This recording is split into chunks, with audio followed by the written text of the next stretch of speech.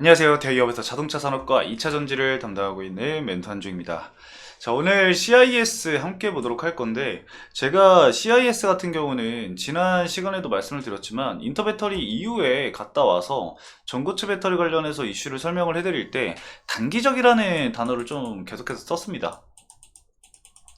이 전고체 관련 이슈가 단기적으로 이제 반영이 될 이슈다라고 말씀을 드렸었는데 왜 단기적으로 적용이 되느냐 그 부분은 이전에도 좀 말씀을 드렸지만 지금 제가 여기 재료 소멸과 그리고 단기 조정 이후의 반등은 언제쯤이라고 이렇게 작성을 해서 갖고 왔는데 결국에 삼성 SDI가 이제 양산을 하는 시기는 27년도입니다.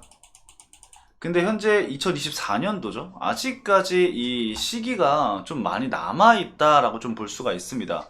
지금이야 이슈가 나오면서 관련주들이 좀 부각을 받으면서 주가 상승이 좀 강하게 나왔을 수 있겠지만 장기적인 측면으로 본다고 한다면은 그 단기적인 이슈로 인해서 주가가 올랐던 이 부분에 있어서는 뭐가 생긴다? 차익 실현이 나올 수밖에 없거든요. 그런 차익 실현 물량이 현재 나오고 있는 상황이다라고 좀 생각을 해주시면 될 것 같습니다. 그래서 현재 이 조정 국면 속에서 중요한 수급들은 과연 어떤 부분들이 있을지에 대해서 오늘 수급적인 측면도 한번 같이 좀 간단하게 좀 살펴볼 거고요.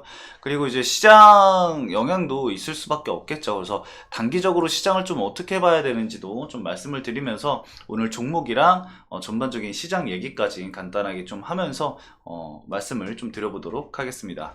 자, 그럼 본격적으로 CIS 함께 보도록 하겠습니다. 자, 우선 차트를 먼저 좀 보시면은 보통 이제 상승 추세를 좀 이어가기 위해서는 21선을 좀 지켜준다라던가 아니면은 5일선을 이탈하지 않는 선에서 이 상승 추세를 계속해서 이어간다던가 이런 흐름이 나와줘야 하는데 이미 CIS는 5일선도 그렇고 21선도 이탈을 한 상황입니다. 그래서 현재 61선에 맞닿아 있는 상황인데 하방으로 열린 가격대 지지 구간을 좀 살펴보면은 이 시점에서는 11,700원까지도 열려있는 상황이죠. 현재 종가 기준에서 한 마이너스 4% 정도 더 떨어질 수 있는 구간이죠. 그래서 이 가격대를 좀 지켜주는지를 지켜봐야 될 것 같습니다. 과거에서도 사실 23년도 초에도 전고체 배터리 관련해서 이슈가 있었거든요. 여러분들도 아시겠지만 삼성 SDI와 관련해서 전고체 그 공동 개발 어쩌고저쩌고 이슈가 있었습니다. 그 이슈로 인해서 주가 상승이 강하게 나왔었는데 이후에 보시면은 지금과 굉장히 비슷한 모습을 보이고 있어요. 지금 이 시점이거든요. 이 시점에서 주가 상승 이후에 차익 실현 물량이 나오는 시점인데 똑같죠. 지금 현 시점과 현재도 주가 상승이 나온 직후에 차익 실현 물량이 나오고 있는 상황입니다. 당시에 좀 지지를 받았던 가격대 라인도 제가 방금 말씀드렸던 11,700원 가격대에서 지지를 받았기 때문에 해당 가격 라인에서 좀 지지를 받을 수 있는지는 지켜봐야 될 부분이라고 생각을 해요. 그래서 이 지지 구간을 이탈을 하는지 안 하는지 여부를 좀 먼저 우리가 지켜봐야 될 부분 중에 하나다라고 말씀을 드릴 수가 있을 것 같고 수급적인 측면을 좀 살펴보면은 지금 개인이랑 기관 쪽에서 계속해서 좀 많은 물량이 매도가 나오고 있는 상황입니다.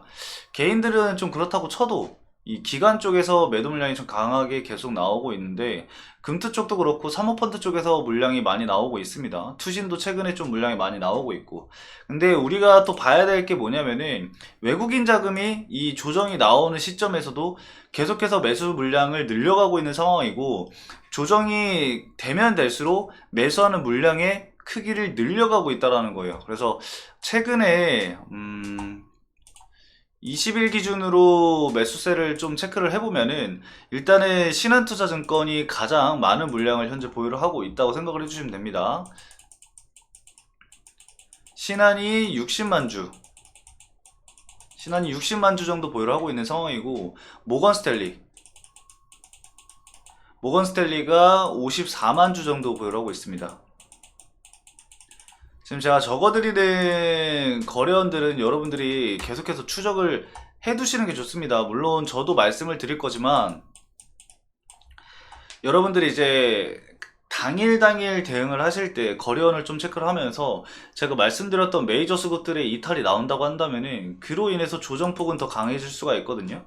그걸 본다고 한다면은 일부 대응 전략을 좀 가져갈 수 있는 거겠죠. 그래서 거래원을 좀 체크를 해주시면서 봐주시면 좋을 것 같고, 세 번째로 이제 JP모건 쪽이 44만 주 정도를 보유하고 있습니다.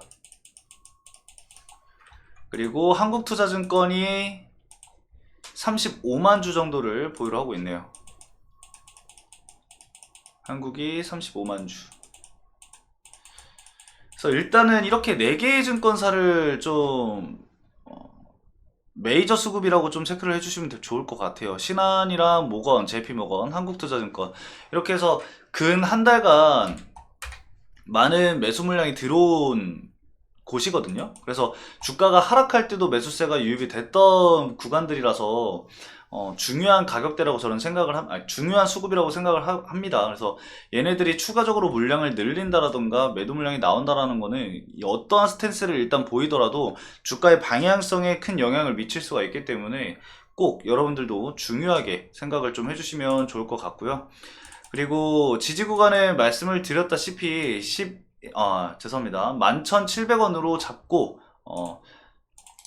전략적인 대응을 여러분들이 좀 해주시면 좋을 것 같습니다. 물론 단기적으로 대응을 하시는 분들이라던가 중장기적으로 대응을 하시는 분들, 그리고 뭐 밑에서 잡으신 분들, 위에서 잡으신 분들마다 대응 전략은 당연히 다를 수는 있을 것 같아요. 하지만 지지 구간에 이탈을 하게 된다라고 한다면은 일부 전략적인 수정은 꼭 필요할 것 같다라고 좀 말씀을 드릴 수가 있을 것 같습니다. 그래서 수급적인 부분은 이렇게 좀 체크를 해주시면 될 것 같고, 시장을 좀 보도록 할게요. 오늘 시장이 진짜 그렇게 좋지가 않았어요. 이 코스피 같은 경우는 외국인 순매수세가 좀 유입이 되면서 마감 지수가 0.19%로 이제 상승 마감을 했는데, 뭐 거의 뭐 혼조세죠. 지금 오늘 뭐 큰 폭으로 뭐 상승한 것도 아니고, 사실상 삼성전자에 미친 수급이 들어오면서 이 코스피를 떠받쳤던 거고, 코스닥 같은 경우는 이제 바이오 하락에 따른 조정으로 좀 볼 수가 있겠는데, 제약바이오가 하락한 이유에 대해서 좀 간단하게 말씀을 드려보면은,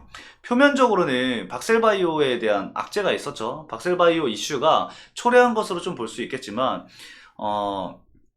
이 자체적인 수익 모델이 없는 이 외부 자금 조달에 의해서 운영이 되는 이 제약바이오 같은 경우에는 금리 영향을 사실 크게 받을 수밖에 없거든요. 이 금리 변동성에 민감성을 가질 수밖에 없는데, 전일 미 국채 금리가 상승한 영향도 분명히 있을 거라고 생각을 합니다. 그리고 이제 추가적으로 AACR이라고 해서 이제 학회가 열리는데, 이 AACR을 앞두고 반박자 좀 빠르게 차익 실현 물량이 나온 것도 분명히 저는 있을 거라고 생각을 합니다. 그래서 그 부분이 어느 정도 겹치면서, 많은 악재들이 좀 겹치면서 코스닥의 하락을 견인했다라고 보시면 될 것 같습니다. 그래서 결과적으로 지수를 끌어내리게 되면서 뭐 2차전지든 자동차 뭐 업체들이든 이 지수와 함께 밀렸다라고 보시면 될 것 같은데, 이번 주 금요일 날 이제 고용 보고서가 지금 준비되어 있는 상황이고, 그리고 다음 주에는 CPI 발표가 있죠.